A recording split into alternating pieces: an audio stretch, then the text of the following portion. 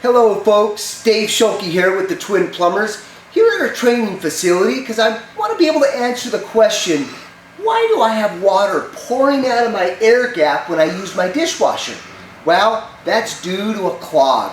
Yes, a clog between the dishwasher and the air gap, or the air gap and the garbage disposal. I'll show you a little bit later.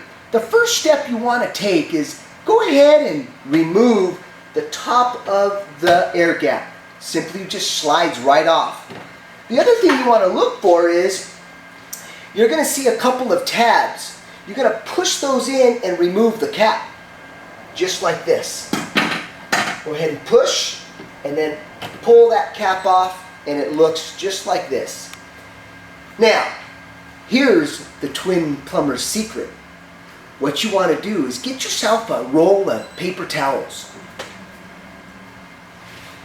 Now, what you want to do is slide this over the air gap. Go ahead and push firmly, and by doing so, it creates a nice airtight seal. Then you want to go ahead and insert your mouth right here and blow as hard as you can down, forcing any type of little debris from these tubes here into the garbage disposal.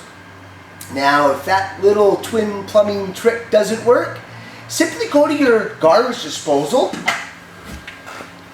and you're going to see the discharge hose right here that connects directly to the garbage disposal.